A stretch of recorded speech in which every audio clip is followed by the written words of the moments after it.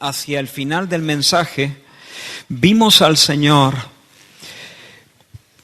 pisando a sus enemigos en el lagar de la ira de Dios.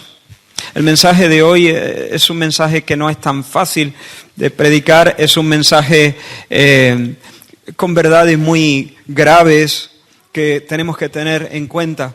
Como digo, al final del mensaje pasado vimos al Señor Jesús tomando venganza de sus enemigos y pisando en el lagar de la ira de Dios. Final del capítulo 14.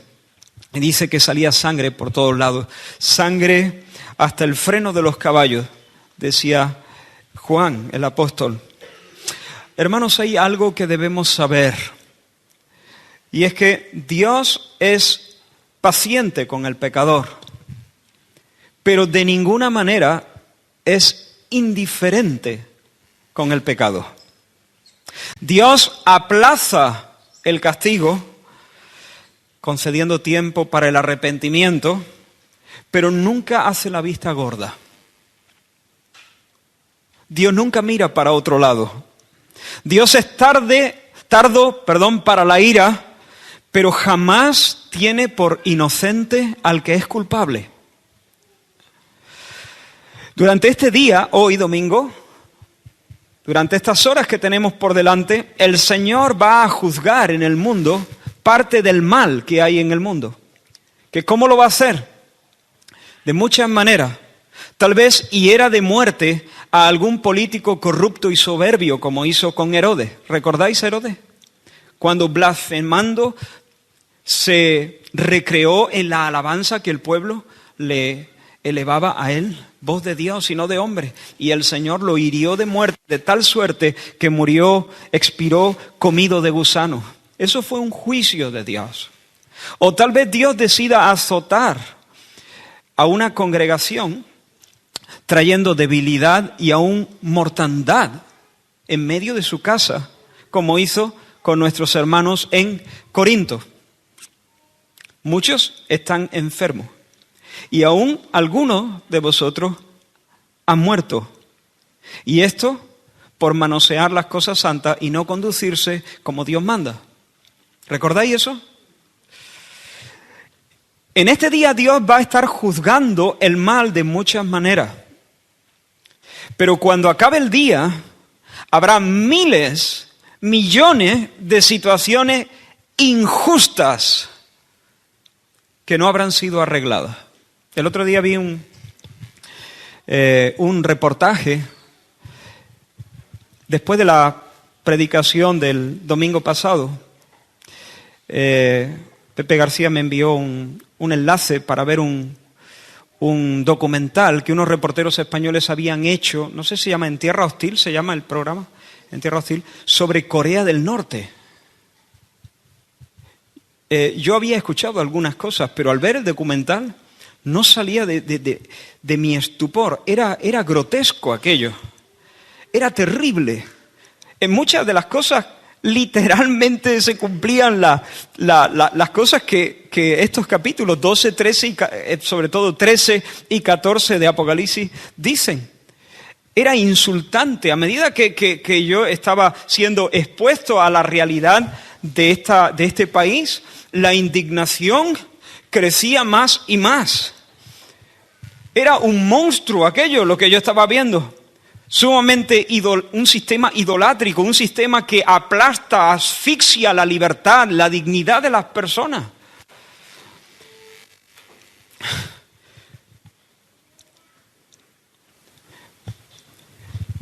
Cuando termine el día, tal vez Corea del Norte seguirá siendo el monstruo Corea del Norte, gobernada por un hombre megalómano, loco, blasfemo, idólatra,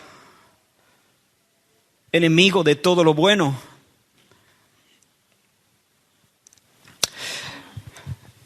Pero hermanos, al final de la era presente, al final del día seguirán habiendo situaciones injustas. Pero lo que quiero decir es que hay un momento, hay un día señalado en la agenda del cielo donde cada quien será puesto en su lugar. Donde todas las cosas serán traídas al sitio donde les pertenece estar. Cuando se eche el telón, hermanos, cada cual va a tener lo que merece. Mira este versículo de Romanos capítulo 2, antes de entrar en nuestro texto. No hace falta que lo busquéis. En Romanos, Pablo escribe a los hermanos allí y les dice: ¿o menosprecias las riquezas de su benignidad, paciencia y longanimidad, ignorando que su benignidad te guía al arrepentimiento? Pero por tu dureza, Pablo se está dirigiendo no a los hermanos de la iglesia, sino en general mostrando la pecaminosidad del hombre. Dice: pero por tu dureza y por tu corazón no arrepentido, atesoras o acumulas para ti mismo ira para el día de la ira y de la revelación del justo juicio de Dios, el cual pagará a cada uno. ¿A quién pagará Dios? A cada uno. ¿Qué hará Dios? Pagará. ¿A quién? A cada uno conforme a sus obras. Vida eterna a los que perseverando en bien hacer buscan gloria, honra e inmortalidad.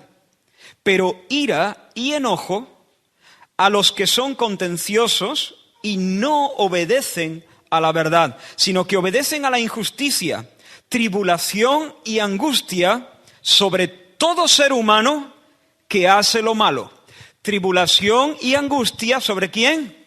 Sobre todo ser humano que hace lo malo. El judío primeramente y también el griego. Hermanos, hay un día señalado, aquí Pablo lo llama el día de la ira y de la revelación del justo juicio de Dios. Hay un día señalado para ajustar cuentas, el día del ajuste de cuentas, el día del Señor, el día de la ira, el día del juicio. Y eso es lo que vamos a ver en los capítulos que tenemos hoy delante, capítulos 15 y 16 de Apocalipsis. Y me vais a permitir que en esta ocasión, siendo que no son demasiado largos, los lea completamente, ¿vale? Una lectura un poco larga, un poco extensa, pero creo que merece la pena. Y vamos a leerlo con reverencia, Apocalipsis 15 y 16, los dos capítulos al completo. Y dice la palabra del Señor: vi en el cielo otra señal, grande y admirable, 7 ángeles que tenían las 7 plagas postreras, porque en ellas se consumaba la ira de Dios. Y vi también como un mar de vidrio mezclado con fuego, y a los que habían alcanzado la victoria sobre la bestia y su imagen, y su marca y el número de su nombre, en pie sobre el mar de vidrio con las arpas de Dios. Y cantan el cántico de Moisés, siervo de Dios, y el cántico del Cordero, diciendo: grandes y maravillosas son tus obras, Señor Dios Todopoderoso. Justos y verdaderos son tus caminos, Rey de los santos. ¿Quién no te temerá, oh Señor, y glorificará tu nombre? Pues solo tú eres santo, por lo cual todas las naciones vendrán y te adorarán, porque tus juicios se han manifestado. Después de estas cosas miré, y he aquí fue abierto en el cielo el templo del tabernáculo del testimonio, y del templo salieron los 7 ángeles que tenían las 7 plagas, vestidos de lino limpio y resplandeciente, y ceñidos alrededor del pecho con cintos de oro. Uno de los 4 seres vivientes dio a los 7 ángeles 7 copas de oro, llenas de la ira de Dios, que vive por los siglos de los siglos. Y el templo se llenó de humo por la gloria de Dios y por su poder, y nadie podía entrar en el templo hasta que se hubiesen cumplido las 7 plagas de los 7 ángeles. Oí una gran voz que decía desde el templo a los 7 ángeles: id y derramad sobre la tierra las 7 copas de la ira de Dios. Fue el primero y derramó su copa sobre la tierra, y vino una úlcera maligna y pestilente sobre los hombres que tenían la marca de la bestia y que adoraban su imagen. El segundo ángel derramó su copa sobre el mar, y éste se convirtió en sangre como de muerto, y murió todo ser vivo que había en el mar. El tercer ángel derramó su copa sobre los ríos y sobre las fuentes de las aguas, y se convirtieron en sangre. Y oí al ángel de las aguas que decía: justo eres tú, oh Señor, el que eres y que eras el santo, porque has juzgado estas cosas. Por cuanto derramaron la sangre de los santos y de los profetas, también tú les has dado a beber sangre, pues lo merecen. También oía otro que desde el altar decía: ciertamente, Señor Dios Todopoderoso, tus juicios son verdaderos y justos. El cuarto ángel derramó su copa sobre el sol, al cual fue dado quemar a los hombres con fuego. Y los hombres se quemaron con el gran calor y blasfemaron el nombre de Dios que tiene poder sobre estas plagas y no se arrepintieron para darle gloria.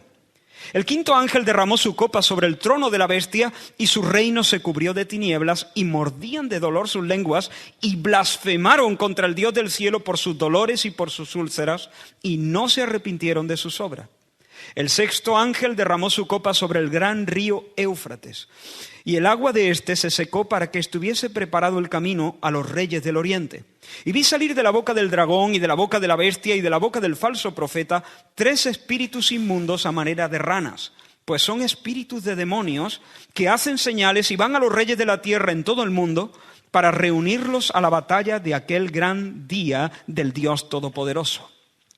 He aquí yo vengo como ladrón, bienaventurado el que vela y guarda sus ropas, para que no ande desnudo y vean su vergüenza. Y los reunió en el lugar que en hebreo se llama Armagedón. El séptimo ángel derramó su copa por el aire y salió una gran voz del templo del cielo, del trono, diciendo: hecho está. Entonces hubo relámpagos y voces y truenos y un gran temblor de tierra, un terremoto tan grande cual no lo hubo jamás desde que los hombres han estado sobre la tierra. Y la gran ciudad fue dividida en 3 partes, y las ciudades de las naciones cayeron, y la gran Babilonia vino en memoria delante de Dios para darle el cáliz del vino del ardor de su ira, y toda isla huyó, y los montes no fueron hallados. Y cayó del cielo sobre los hombres un enorme granizo como el peso de un talento, y los hombres blasfemaron contra Dios por la plaga del granizo, porque su plaga fue sobremanera grande. Hasta aquí la lectura. Hermanos, cuando hace algunas semanas hablamos acerca de las 7 trompetas, establecimos que ese toque de las 7 trompetas se trataba de juicios divinos diseñados para advertir a los hombres. ¿Lo recordáis? Eran juicios admonitorios, advertencias severas, pero advertencias, no eran juicios finales, eran juicios parciales. De hecho, cuando Dios tocaba o dañaba el mar, o dañaba la fuente de las aguas, o dañaba la tierra, siempre se nos decía: y fue dañada una tercera parte. Dijimos que estas cosas no hay que entenderlas literalmente, son más bien cuadros simbólicos. Estos juicios eran entonces no para perder, no para destruir, sino para alertar, para zarandear, para despertar la conciencia de los pecadores, para que entiendan el peligro en el que se encuentran y corran en arrepentimiento al Señor. Hasta que el Señor venga, hermanos, las tragedias humanitarias, las crisis económicas, los desastres medioambientales, los terremotos, los tsunamis, el desplome de la bolsa, las pandemias, las guerras, los ataques terroristas. Incluso esos días en los que parece que el infierno se desata sobre algún lugar durante un tiempo determinado y los demonios reciben como el permiso de hacer y deshacer y de atormentar a los incrédulos, robándoles la paz y robándoles la decencia. Esas cosas no deben ser solo vistas como cosas que pasan, accidentes sin más. Dijimos que había que verlas en cierta medida como señales, como avisos de Dios. Ahora, quiero abrir un paréntesis. Ten cuidado con conectar directamente cualquier cosa, ¿de acuerdo? No sea que... Porque a veces no sabemos realmente si cierta cosa es un juicio directo de Dios o no.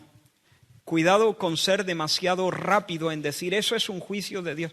Pero lo que sí queremos establecer es que en todas estas calamidades, Dios está zarandeando, está dando un aviso. ¿Recordáis lo que Jesús dijo acerca de los 18 que murieron en el accidente en Siloé, cuando la torre de Siloé cayó y 18 fueron aplastados? ¿Cuál era? ¿Qué dijo Jesús? que todos deberíamos aprender de ese evento. Todos deberíamos sacar algo de allí. No fue un accidente sin más. Por supuesto que fue un accidente en un sentido, pero en otro sentido, el Señor quería que cada persona tomase nota. Antes, si no os arrepentís, todos pereceréis igualmente. Cuando se tocaban las 7 trompetas, entonces, todas estas cosas eran juicios de Dios, pero juicios no finales, sino juicios parciales, juicios admonitorios, con el fin de advertir, alertar, zarandear, despertar la conciencia de la gente. Todas estas calamidades eran un llamado urgente al arrepentimiento, pero, dijimos, si nadie se apercibe del sonido de la trompeta, entonces tendrán que beberse las copas de la ira de Dios. Pues bien, en Apocalipsis 15, la paciencia se ha acabado. ¿Os ubicáis? Se acabó la paciencia. Se acabaron los juicios admonitorios. Se acabaron los golpes que solamente afectan a la tercera parte de la tierra. Se acabaron los accidentes que matan a 18. Se acabaron los zarandeos. Se acabaron los avisos. La paciencia de Dios ha dado paso al juicio de Dios. Eso es lo que nosotros estamos viendo en Apocalipsis 15 y Apocalipsis 16. Ha llegado el momento de la retribución, ha llegado el momento del golpe definitivo. Por eso digo que no es fácil hablar de esto y no quiero hacerlo de manera frívola, quiero hacerlo con peso en mi corazón, quiero hacerlo con seriedad en mi corazón, quiero hacerlo con lágrima en mi corazón. Ahora, hermanos, desde luego a lo largo de la historia, Dios ha manifestado su enojo y su juicio en juicios, valga la redundancia, en juicios finales sobre ciertos individuos o sobre ciertas sociedades. Por ejemplo, cuando Dios hizo llover fuego y azufre sobre Sodoma y Gomorra y las ciudades de la llanura, eso no fue un juicio admonitorio, ¿a que no? Eso fue un juicio final. O cuando Dios sepultó a Faraón bajo las aguas del Mar Rojo, allí no había oportunidad de arrepentimiento. Eso no fue un juicio de advertencia, eso no fue un zarandeo, eso fue una estocada final. Pero hermanos, aún así, aunque Dios ha venido a lo largo de la historia interviniendo en ella, trayendo juicios finales a personas o a sociedades, todos esos juicios no han sido sino de alguna manera tipos o anuncios previos del gran día del juicio, del gran día de la ira de Dios. ¿Se entiende esto? De alguna forma, todos esos tratos radicales de Dios son premonitorios de lo que está por venir, el día de la ira de Dios. Ahora, los habitantes de la tierra entonces que no han oído, no han prestado atención al juicio de las trompetas, van a tener que beber el cáliz de la ira de Dios. Las copas que están llenas hasta arriba, ¿de qué? Del furor de Dios, de la ira de Dios, del enojo de Dios. Así entiendo yo estos capítulos. Llegamos a un desenlace, a un momento definitivo donde Dios se levanta para juzgar la tierra. Y no quiero detenerme en las plagas, simplemente os las vuelvo a mencionar. 7 ángeles salen del templo, de la habitación de Dios, y reciben de manos de uno de los ancianos 7 copas. 7 copas que están hasta arriba. Y llevan no vino que alegra el corazón de los hombres, están llenas de la ira y del furor de Dios. Y luego los ángeles, cada uno con su copa, recibe la orden de derramarla, de emborrachar al mundo entero, de verterlas sobre la tierra, sobre toda la, no la creación, sino sobre la tierra y los moradores de la tierra. El primer ángel entonces derrama su copa en la tierra. Y aquí nos podríamos parar, pero no lo vamos a hacer. Hay un paralelismo entre las 7 copas y las 7 trompetas. La primera trompeta afectaba a la tierra, la primera copa afecta a la tierra, la segunda trompeta afectaba al mar, la segunda copa afecta al mar. Y así sucesivamente, no en todas, pero prácticamente el paralelismo es muy claro. Cuando el primer ángel derrama sobre la tierra, dice que todos los que habían recibido la marca de la bestia se llenan de úlceras que les hacen, infligen un dolor insoportable. En segundo lugar, el segundo ángel derrama su copa sobre el mar y el mar se convierte en sangre como de muerto, como de cadáver. Y ya no la tercera parte del mar, sino toda vida se echa a perder y el mar se llena de muerte. El tercer ángel, versículo 4 del capítulo 16, vierte su copa, el furor de Dios, sobre los ríos y las fuentes de las aguas potables, y entonces las envenena. El cuarto, sobre el sol, que abrasa con su calor a los moradores de la tierra. El quinto vierte la copa sobre el trono de la bestia y todo el territorio sobre el cual la bestia domina se llena de tinieblas. El sexto es Armagedón. El sexto, cuando la copa es derramada, de la boca del dragón, de la bestia primera que sale del mar y de la bestia segunda que sale de la tierra, que también es llamada el falso profeta, salen como 3 espíritus a modo de rana. Todo es simbólico, pero aquí hay un movimiento demoníaco. Demonios engañadores convencen, seducen, engañan a los poderosos de la tierra, a los reyes de la tierra, para que se involucren en una guerra suicida. Armagedón, desde mi punto de vista, es de nuevo un elemento simbólico. Es un lugar que en el Antiguo Testamento es muy conocido, el Valle de Megido, y allí se libraron grandes batallas, especialmente en tiempo de Débora, donde Dios intervino para librar a Israel cuando parecía que todo estaba perdido. Pero en definitiva, una guerra suicida. El séptimo derrama la copa sobre el aire, sobre los aires, versículo 17 del capítulo 16. Y entonces dice Juan que vio relámpagos y voces y truenos, terremoto, un granizo, en definitiva un gran cataclismo, un colapso total. ¿De qué estamos hablando aquí? Insisto, yo creo que no tenemos que ver estas plagas de manera literal, ni siquiera tenemos que verlas como como eventos que se suceden en ese mismo orden o cronológicamente. Lo que aquí se nos pinta es un cuadro simbólico de Dios levantándose para juzgar la tierra y los moradores de la tierra y llevando todo a la ruina, asestando su golpe definitivo, acometiendo con su ira la tierra y el reino de la bestia. Y luego una voz que sale del trono y que dice: está hecho, está hecho. ¿Qué piensas de lo que estoy diciendo? ¿Es la imagen de Dios que tienes? ¿Este es el Dios de la Biblia? ¿Qué le ha pasado a Dios?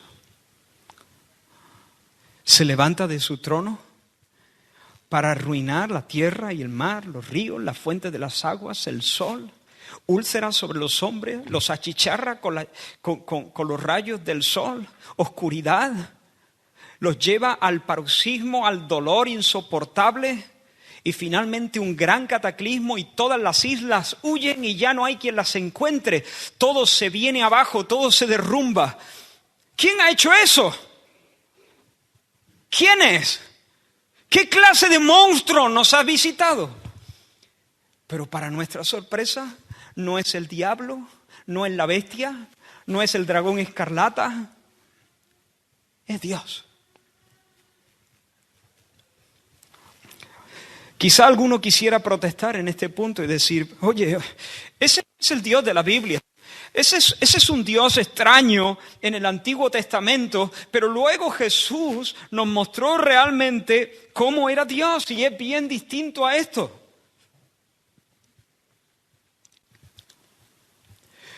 Mira lo que dice la Escritura acerca de Dios. Quiero leerte un pasaje que escribió el profeta Nahum.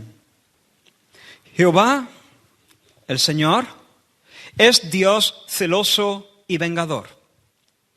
El Señor es vengador y lleno de indignación. Se venga de sus adversarios y guarda enojo para sus enemigos. El Señor es tardo para la ira, lento para la ira y grande en poder, y no tendrá por inocente al culpable. El Señor marcha en la tempestad y el torbellino, y las nubes son el polvo de sus pies. Él amenaza el mar y lo hace secar, y agosta todos los ríos. Basán fue destruido, y el Carmelo, y la flor del Líbano fue destruida.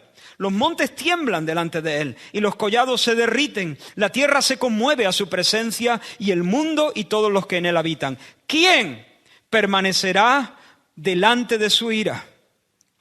¿Y quién quedará en pie en el ardor de su enojo? Su ira se derrama como fuego, y por él se hienden las peñas. El Señor es bueno. Sigue diciendo Nahum. Fortaleza en el día de la angustia, y conoce a los que en él confían. Pero con inundación impetuosa consumirá a sus adversarios, y tinieblas perseguirán a sus enemigos. ¿Qué pensáis contra el Señor? Él hará consumación. No tomará venganza 2 veces de sus enemigos. No tomará venganza 2 veces de sus enemigos. ¿Qué significa eso? Con un golpe le basta. Aunque sean como espinos entretejidos y estén empapados en su embriaguez, serán consumidos como hojarasca completamente seca.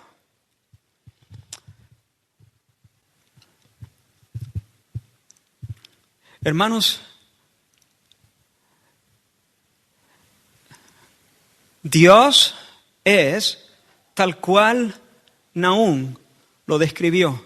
¿Por qué Nahum escribió inspirado por el Espíritu Santo? Y Jesús vino a mostrarnos al mismo Dios de los profetas. El Dios de los apóstoles es el Dios de los profetas.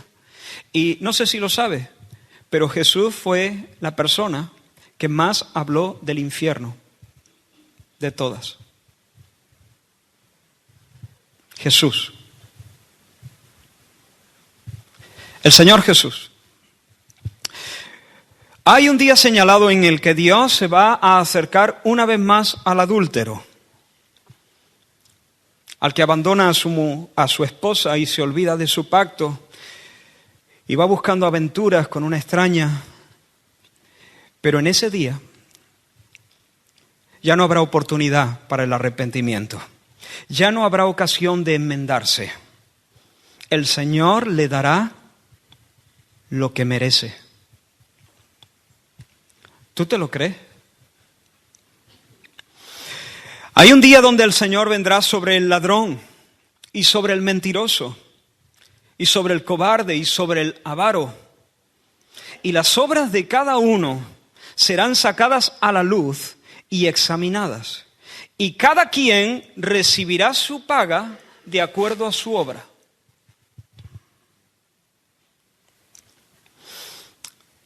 Según haya hecho. Y tal vez en este punto algunos estén diciendo, pero un momento, Israel, ¿no estaba claro que la salvación es por la gracia de Dios, por medio de la fe? ¿No hemos aprendido eso una y otra vez de que nadie se va a salvar por los méritos de su obra, de que no es por obras para que nadie se jacte, de que es por la gracia un regalo inmerecido de Dios que nosotros recibimos por la fe en Cristo Jesús. Así es, hermano. Pero ¿acaso el Señor no enseñó que nosotros seríamos justificados o condenados tras una seria evaluación de las palabras que hablamos? ¿Lo enseñó Jesús o no? Mateo 12, versículos 34 al 37, o lo leo. Generación de víboras.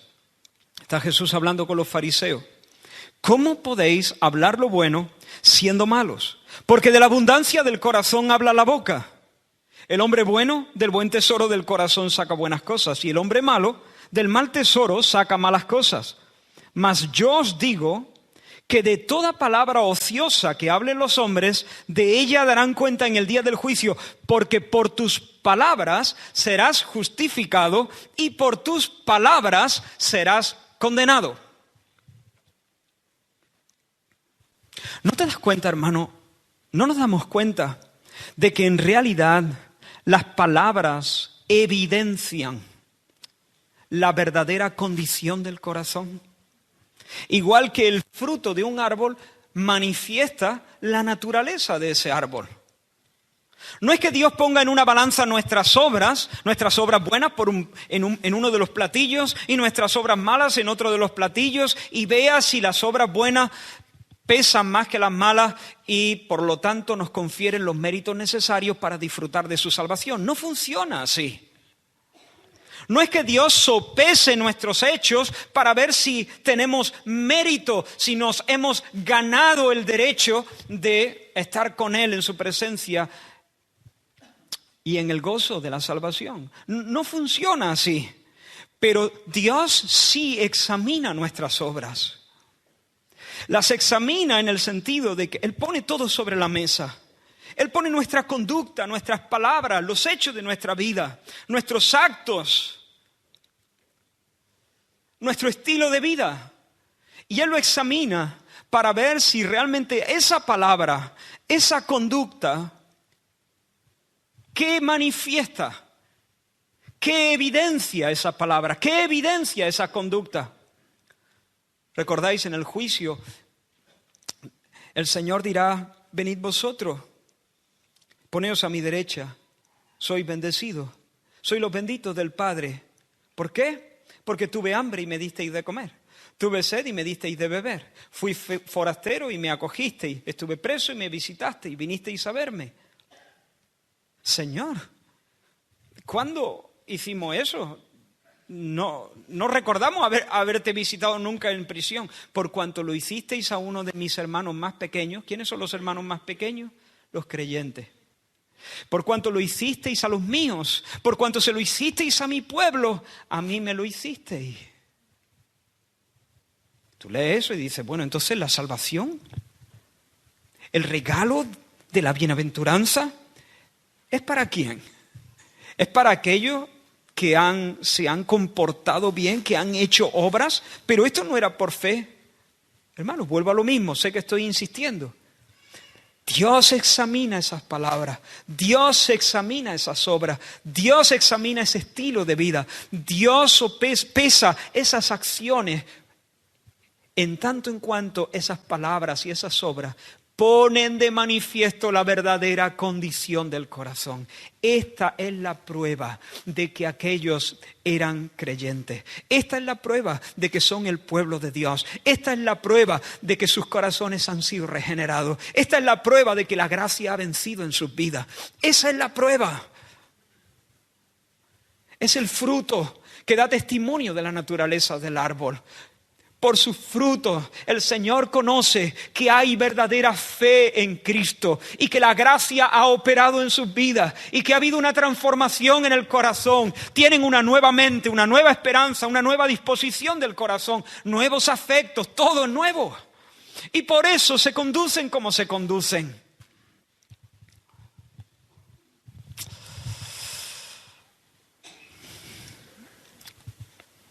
Pero nuestro punto era que hay un momento donde el Señor va a traer todas nuestras palabras y todas nuestras obras y las va a poner sobre la mesa y va a sacar todos los secretos y los va a poner delante de sus ojos santos y los va a manifestar y cada uno va a recibir lo que merece, lo que merece. Ahora, hermano, tal vez algunos sigan convencidos de que hablar así acerca de Dios es atribuirle cosas que son indignas a Dios. Dios es amor. Dios es bondad. Dios, el Señor no es una deidad malhumorada que planea sobre sus enemigos una venganza cruel, llena de furor.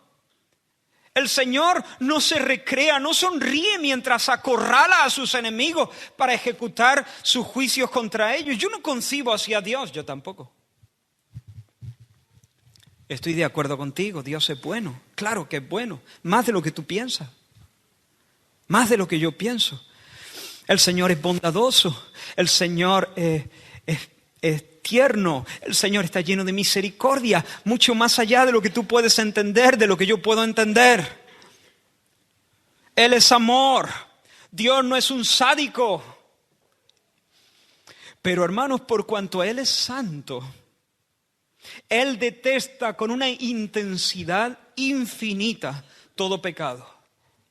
Si Dios no detestara el pecado con una intensidad infinita, no sería santo, porque la santidad, al fin y al cabo, es como una especie de acto reflejo. La ira, el enojo, el furor, es como una especie de acto reflejo, de reacción que proviene de su carácter santo. Por cuanto Él es bueno, Él aborrece la maldad. Por cuanto Él es justo, ni se deleita en el pecado, ni lo barre debajo de la alfombra. Hermanos, si el Señor no acometiera el mal con toda su fuerza, nunca habría cielos nuevos y tierra nueva en los cuales mora la justicia, ¿no te parece? Si el Señor barriera el pecado debajo de la alfombra, si Él dijese, bueno, voy a hacer como que no lo he visto. Si el Señor hiciera eso, nunca habría un nuevo universo en el cual no mora la justicia. Debajo de la alfombra estaría toda la porquería. Estaríamos tragando polvo por los siglos de los siglos. Si el Señor no hiciera justicia y sentenciase a los pecadores, a los hacedores de injusticia, el pecado seguiría llenando los rincones del universo y el juez justo de toda la tierra no sería juez justo, sería el juez de toda la tierra, pero sería un juez corrupto, un juez inmoral.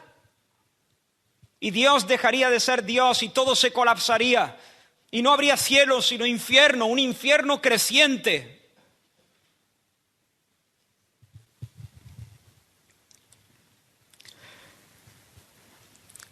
La ira de Dios, hermano,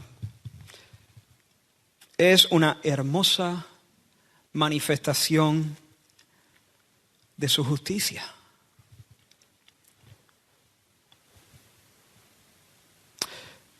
Si lees los versículos 5, 6 y 7 del capítulo 16, los ángeles están derramando las copas de la ira. El primero sobre la tierra, el segundo sobre el mar. Luego llega el tercero y hace una pausa. Es decir, derrama sobre las aguas y sobre los ríos y las aguas potables, las fuentes de las aguas. Pero allí se nos dice que ese ángel hace una exclamación, hace como una especie de paréntesis para dejar claro una cosa. ¿Qué es lo que dice el ángel? Y oí al ángel de las aguas que decía, justo eres tú, justo eres tú, justo eres tú, oh Señor, el que eres y el que eras, el santo. ¿Por qué es justo el Señor? ¿Ah? Porque has juzgado estas cosas. ¿Qué pasa si Dios no juzga estas cosas? Que no sería justo. Pero en medio de la calamidad, En medio del derramamiento de estas plagas postreras, el ángel se excita para declarar lo que es algo que trae alegría, contentamiento, gozo, luz a su corazón de ángel. Señor, eres un espectáculo, eres increíble, tú eres justo porque has juzgado estas cosas. Ellos mataron a tus siervos y derramaron su sangre y ahora tú les haces beber sangre. ¿Por qué? Lee. ¿Por qué?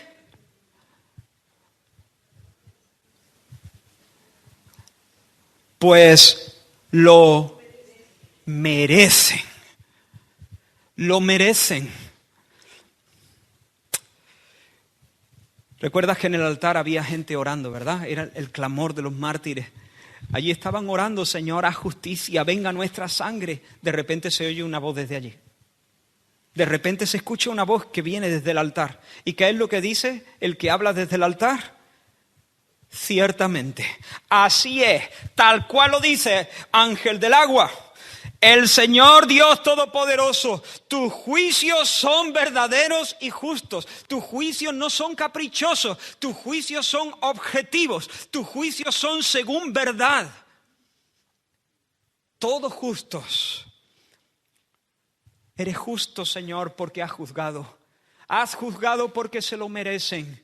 Y lo que me queda hacer en medio del derramamiento de tu ira es darte un gran aplauso, es ovacionarte, Señor, es presentarte mi respeto. Tú eres dignísimo, nadie como tú, todo recto, todo fiel, todo verdadero. Cuando se derrama la ira de Dios, asistimos a una hermosa manifestación del carácter de Dios. Él es justo. Hermanos, la ira que Dios va a manifestar en ese gran día no tiene nada que ver con una reacción desenfrenada, una reacción caprichosa que proviene de un orgullo herido. Muchas veces cuando nosotros nos enfurecemos, cuando nosotros nos llenamos de coraje o actuamos en ira, somos muy necios. Generalmente la ira del hombre, si bien es verdad que las personas pueden tener un enojo correcto y santo, que el Señor nos siga dando el ser santificado más y más para que nuestros enojos se parezcan al suyo. Pero todos tenemos que reconocer en esta sala que muchas veces cuando hemos actuado en enojo, en ira, en realidad hemos actuado movidos por un orgullo herido o por un arrebato caprichoso, egoísta. Y finalmente, en realidad lo que ha pasado, ¿sabéis qué? Que hemos perdido los papeles. ¿Alguien se identifica con esto? Movido por el egoísmo. Otras veces quizá no. Otras veces te has enfadado por algo correcto y lo inmoral hubiese sido no enfadarte. Pero muchas veces, demasiadas veces, hermanos, nos hemos enfadado por cosas por pataletas que nacieron en nuestro ombligo. Pero hermanos, Dios no pierde los papeles. Esto no es un arrebato, esto no es una pataleta, esto no es que a Dios se le cruzaron los cables, esto no es que Dios al final en su orgullo ha sido herido y ahora te vaya a enterar todo. Esto no es así. Su ira es una reacción objetiva, según la verdad, correcta, necesaria ante el pecado y la maldad. No hay nada indigno, no hay nada sucio en Dios. Es así como se debe tratar el pecado y al pecador. Eso es lo correcto. Nada menos que eso es correcto. Cualquier cosa de más o cualquier cosa de menos sería indigna. Pero Dios hace exactamente lo que tiene que hacer para mostrarse justo, santo, puro, noble, limpio en sus tratos con el pecado y la maldad. Y tú dices, pero bueno, me parece demasiado, ¿no? Un castigo demasiado amplio, demasiado, yo qué sé, no parece que como que Dios se le pasa la mano. Sí, el motivo de su enojo es correcto, pero luego no se le pasa la mano castigando, no va más allá, no da demasiados golpes, un castigo tan definitivo, tan radical. Hermanos, estaremos de acuerdo que la gravedad de cualquier pecado, de cualquier acción, o sea que el castigo que merece cualquier acción o cualquier pecado, tiene que ser proporcional a la gravedad del delito, ¿sí o no? Si una persona roba una manzana en un mercado y le caen 20 años de cárcel, pues tú vas a decir, creo que el juez se ha pasado 3 pueblos. Aquí hay que hacer algo. No podemos consentir que aún... Sí, es un hecho que está mal, por supuesto, eso no lo vamos a discutir, pero el castigo no parece proporcional. Para que haya justicia, el castigo tiene que ser proporcional al delito. Y todos estaremos de acuerdo que la gravedad del delito está relacionada directamente con el valor o con la dignidad de la persona a la que agredimos. No es lo mismo en un arrebato de furia pegarle una pata al perro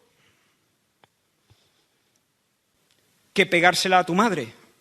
¿A qué no?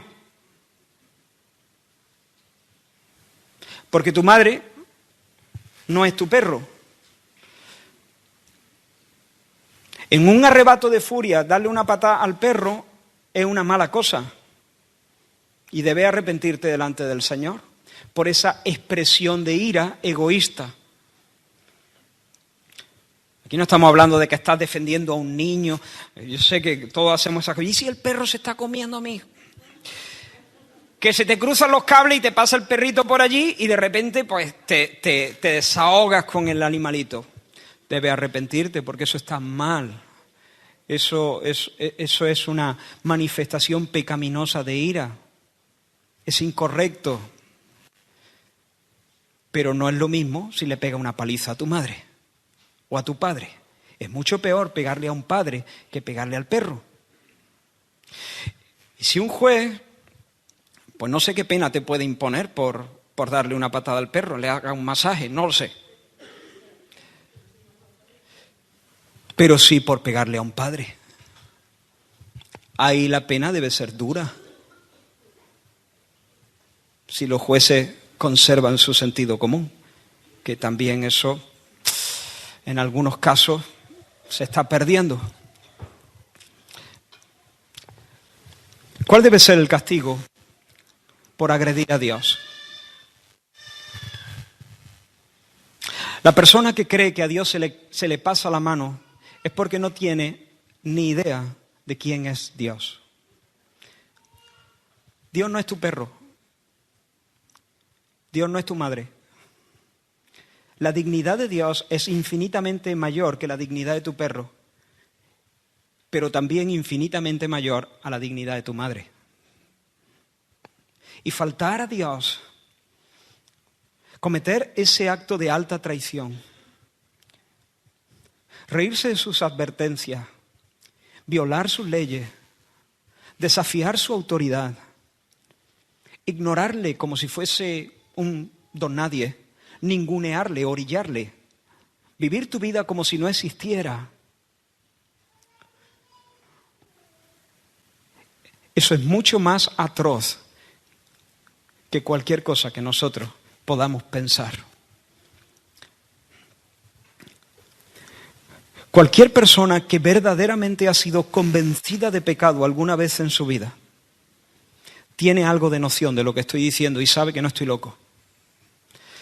Las personas que están diciendo, te estás pasando. Entonces tú necesitas una verdadera experiencia donde Dios alumbre tu entendimiento y te des cuenta de quién es aquel contra el cual estás luchando. Vamos a ir llegando a la última parte. Pero hermanos, una cosa más. Fijaos que los hombres que están recibiendo el juicio de Dios no solamente están sufriendo bajo el azote de Dios, el azote definitivo, sino que encima se están afirmando en su pecado. Versículo 9 del capítulo 16, los hombres se quemaron con el gran calor. ¿Y qué? Y blasfemaron el nombre de Dios. Y al final del versículo, y no se arrepintieron para darle gloria. Versículo 10, mordían de dolor sus lenguas, al final del versículo 10, y blasfemaron contra el Dios del cielo por sus dolores y sus úlceras. Versículo 11, no se arrepintieron de sus obras. Versículo 21, y los hombres blasfemaron contra Dios por la plaga del granizo, porque su plaga fue sobremanera grande. No se arrepintieron, blasfemaron, no se arrepintieron, blasfemaron. Quiero deciros, aunque no estamos hablando expresamente del infierno en un sentido, en otro sí, el infierno será así, un lugar donde la ira de Dios es derramada y el pecado crece y crece y crece y crece y sigue creciendo. Que nadie se imagine que el infierno será un lugar de tormento donde Dios estará derramando su ira para personas que digan: sí, Señor, ya me di cuenta que necio he sido. Señor, perdóname, hace ya unos cuantos años me di cuenta, no puedo soportar más, ya está bien, he aprendido la lección,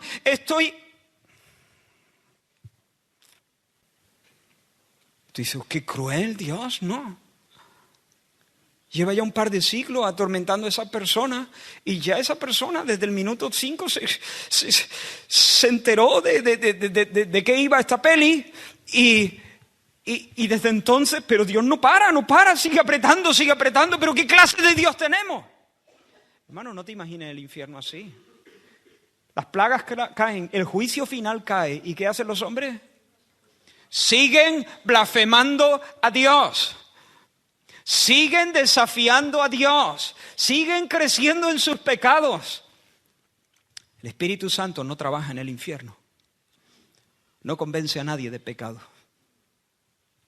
Allí los pecadores se hacen más y más y más y más rebeldes, más pecadores, y la ira de Dios se derrama más y más y más y más.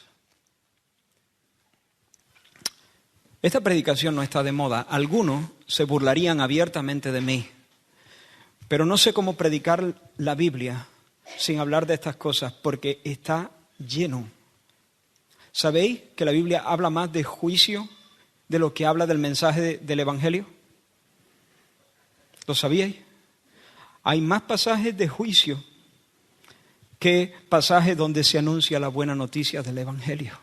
¿Será porque necesitamos entender estas cosas para que por fin podamos entender la bondad de Dios al darnos la buena noticia de salvación en Cristo?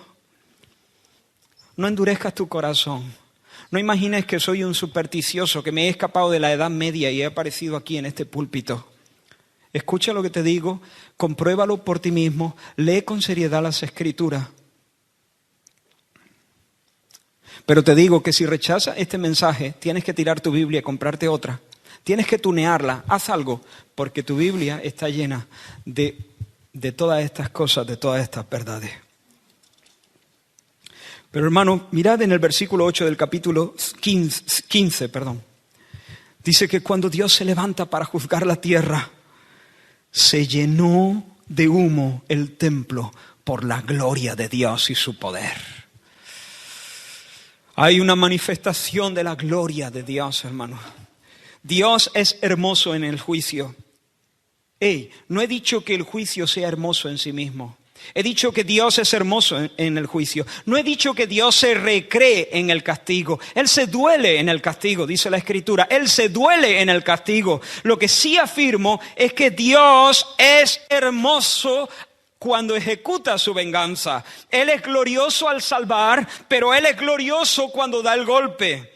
El brillo de sus perfecciones alumbra cuando Él se extiende para hacer misericordia, pero el brillo de sus perfecciones también estalla y se llena el templo de su gloria y nadie puede ministrar cuando Él se levanta a juzgar la tierra. Cuando Él viene a vivir a nuestro barrio, como hizo Dios en medio del pueblo de Israel y puso su morada en el templo.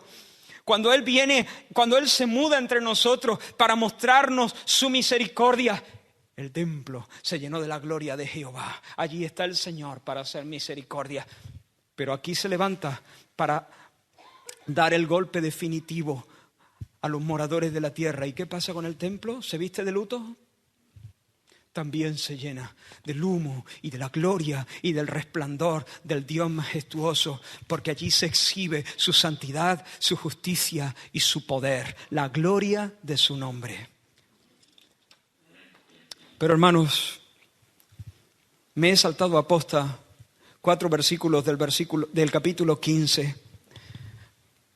Fue de las primeras cosas que Juan vio, pero en realidad lo he puesto al final porque en realidad, si tuviésemos que ponerlo en orden cronológico, esto estaría al final.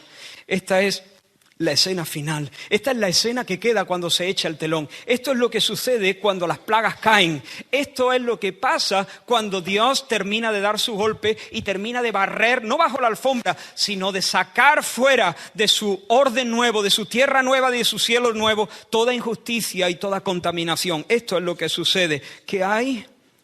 Versículos 1 al 4 del capítulo 15, 2 al 4. Vi como un mar de vidrio mezclado con fuego, y a los que habían alcanzado la victoria sobre la bestia y su imagen y su marca y el número de su nombre, en pie sobre el mar de vidrio con arpas de Dios. Y cantan el cántico de Moisés, siervo de Dios, y el cántico del Cordero, diciendo: grandes y maravillosas son tus obras, Señor Dios Todopoderoso, justos y verdaderos son tus caminos, Rey de los santos. ¿Quién no te temerá, oh Señor, y glorificará tu nombre?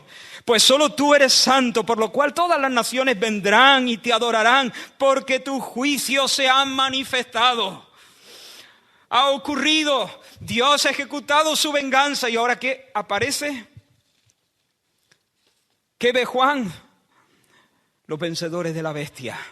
Ahora, ¿en qué sentido vencen a la bestia? ¿La han expulsado de su país? ¿Ha avanzado la iglesia hasta que hasta que la bestia ha tenido que irse a otro planeta? ¿Han impuesto el reino de Dios sobre la tierra a base de evangelizar? No. ¿Cómo han vencido a la bestia? En ese sentido es el Cristo el que vence a la bestia. En su segunda venida. ¿Cómo han vencido a la bestia estos? No se han dejado marcar. No se han dejado poner en el molde del mundo. Son los inconformistas, son los inadaptados, son los diferentes, son los piojos verdes, son los santos, son los que caminan diferente. Son los que han dicho no, son los que se han quedado de pie cuando todos se han inclinado ante la estatua de la bestia. Son los que no han aceptado la comida del rey y han preferido comer legumbres. Son los que han preferido el vituperio de Cristo antes que tener los deleites temporales del pecado. Son los que han preferido una senda estrecha y difícil, al margen de la pompa y del glamour del mundo, a andar la senda ancha y espaciosa que conduce a la perdición. Son los creyentes, son los fieles, que es lo mismo. Porque la fe no se nos da solamente para creer, la fe se nos da para ser fieles. Son los que esperan en Cristo cuando la multitud aclama y abre su boquita delante de la bestia, para que la bestia les surta de bienes y de bendiciones y de nombre y de todo lo que ellos puedan desear. Pero estos cerraron la boca a la bestia y la abrieron solamente al Señor. Abre tu boca y yo la llenaré. Y en ese versículo esperaron: Señor, tú eres el que nos satisface, tú eres el que nos colmas de deleite. De ti viene nuestro alimento, de ti viene nuestra alegría, de ti viene nuestra esperanza. Tú eres el que nos da de comer, Señor, tú eres el que nos mantienes, tú eres el que nos lleva hasta el final. Nuestra vida depende de ti. Esos son. ¿Y dónde están? ¿Y qué hacen? ¿Dónde están? Allí ves un mar que es mitad cristal y mitad fuego, o cristal mezclado con fuego, o fuego mezclado con cristal. Y los vencedores están de pie a la orilla del mar. Si tiene Reina Valera del 60 dice sobre el mar, pero yo creo que es una mejor traducción: a la orilla del mar, como lo dicen muchas versiones. Están de pie a la orilla del mar. Ahora, quiero que notes esto. Los enemigos han sido vencidos, ¿de acuerdo? El pueblo de Dios canta en la playa y celebra a Dios con instrumentos musicales. ¿Te sitúa? Los enemigos vencidos. el pueblo de Dios en la playa y cantan con instrumentos musicales. ¿Te suena de algo? ¿Tú recuerdas alguna escena en la historia de la redención donde algún momento donde después de una gran victoria de Dios sobre los enemigos, el pueblo cantase alegremente a las orillas de un mar? Exacto. Éxodo 15. Ese capítulo empieza diciendo: entonces cantó Moisés. Entonces cantó Moisés. ¿Qué es lo que ha pasado? Tú vas a buscar en vano una canción en los 14 capítulos de Éxodo anteriores. Porque en Egipto no se canta.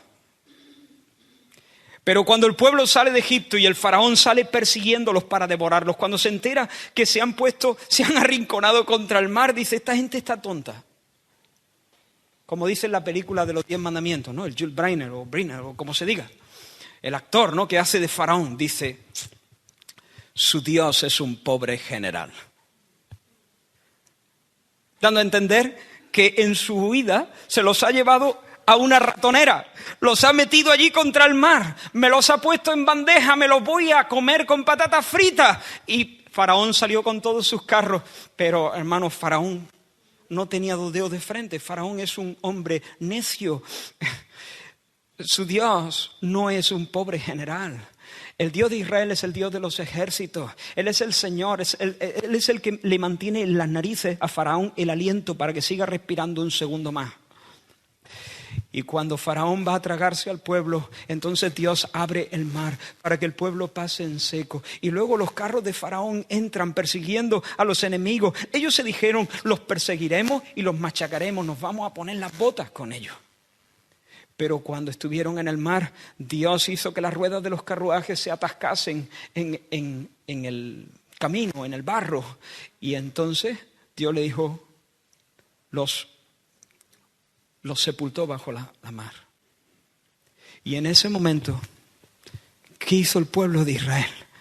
En la otra orilla, todos a salvo. Dice que María, la hermana de Aarón, una viejita venerable, que debía tener como unos 90 años, por lo menos, tomó el pandero y empezó a cantar. Y dice: entonces cantó Moisés. Exacto, entonces, no 5 minutos antes ni 5 minutos después. Entonces cantó Moisés. ¿Y qué hacen aquí los santos en la orilla de esa playa? ¿Qué cantan? ¿Qué cantan? El cántico de Moisés y del Cordero. ¿Por qué? Porque el cántico de Moisés en realidad es el cántico del Cordero. Porque Moisés no era sino un tipo del gran libertador. El Cordero de Dios es el libertador. El Cordero de Dios es el que verdaderamente abre el mar y entierra para siempre a sus enemigos y nos lleva a la otra orilla sanos y salvos, a la tierra de salvación. Y allí Moisés canta. Cuando Faraón se ahoga, Moisés canta. Cuando Faraón se ahoga, Moisés canta. ¿Por qué? Porque se ahoga Faraón. No. Porque Dios ha exhibido su justicia. Porque Dios ha exhibido su poder. Porque Dios ha triunfado. Porque nadie se ríe de Dios. Porque de Dios nadie se burla. Porque Dios reina y Él está por encima de todas las cosas. Canta porque Él es justo. Canta porque Él se impone. Justos y verdaderos son tus caminos, Rey de los santos. Ayer la gente decían: oh, la bestia, fenomenal la bestia, qué maravilla de bestia. ¿Recuerda? La segunda bestia hacía que adorasen a la primera y que dijesen: oh, la bestia, ¿quién como la bestia? ¿Y qué poder como el poder de la bestia? ¿Recordáis eso? Pues hermano, el canto de los necios ya jamás se escuchará. Ahora es: ¿quién no te temerá, oh Señor, y glorificará tu nombre? Todas las naciones vendrán y te adorarán, porque tú eres justo. Tú eres, ¿qué bestia? ¿Qué mundo? ¿Qué Babilonia? ¿Qué dragón escarlata? ¿Qué promesas glamurosas del mundo? A ti, Señor, a ti sea nuestro temor. Y termino. Hermanos, Dios derramará su juicio sí o sí, nadie se va a ir de rosita. De Dios nadie se burla, su ira es santa y justa. No la reacción egolátrica de alguien pecaminoso e indigno. Dios manifestará su hermosura cuando despliegue su furor y el templo se llenará de gloria. Y los ángeles le van a aplaudir. Y los ángeles van a flipar con él. Y los santos en la otra orilla, sanos y salvos, le vamos a cantar por los siglos de los siglos. Por tanto, termino con el versículo 15. Es como una especie de paréntesis que el Señor mete ahí para ti, para mí y para los primeros lectores, por supuesto. He aquí yo vengo como ladrón. Bienaventurado el que vela y guarda sus ropas, para que no ande desnudo y vean su vergüenza. Vengo sin avisar. Mantente despierto, mantente vestido. Vengo sin avisar, no te duermas, sé vigilante, no te manches, conserva la virtud. Vengo sin avisar, estoy a las puertas. Sigue viviendo en santidad, sigue luchando con el pecado. Aquí, hermano, hay personas que se están dejando el pellejo luchando contra el pecado.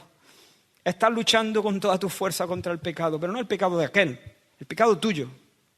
Los restos de pecado que hay ahí. La tentación quiere venir como un torrente y arrasarte. ¿Alguien se identifica?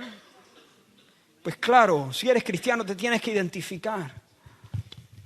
Esto es una batalla a muerte. Sigue luchando, hermano, y aquí vengo como ladrón. Que no te encuentre desnudo. Que no se vea nada indigno. Sigue ahí. Podemos hacer tres cosas. O vamos a ser de los que cantan al Señor en la otra orilla. O vamos a ser de los que blasfeman al Señor por los siglos de los siglos. En realidad, dos cosas. Pero tengo un llamado. Aquí hay dos tipos de personas, los que adoran a la bestia o los que adoran al cordero. Los que están a salvo en la otra orilla o los que están expuestos al derramamiento de la ira de Dios. Pero si tú en esta mañana te das cuenta de que tú ahora mismo estás desnudo, que si el Señor se presentase hoy, tú no estás decente y entonces tendrías que soportar, tendrías que beberte la copa de su ira.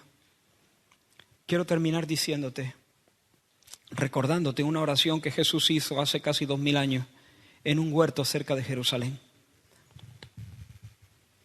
Jesús se dirigió al Padre y le dijo: papá, si es posible, pase de mí esta copa. No quiero bebérmela. No me hace ilusión bebérmela. Me gustaría evitar esta copa. Pero que se haga tu voluntad. ¿Qué copa? ¿Qué copa? ¿Es la muerte? ¿Acaso Jesús va a ser más cobarde que algunos mártires? ¿Qué es lo que Jesús quiere evitar? ¿Los puñetazos? ¿Es que Jesús va a ser más cobarde que algunas personas? ¿Qué copa no quiere beber Jesús? La copa de la ira de Dios. ¿Y sabes qué pasó?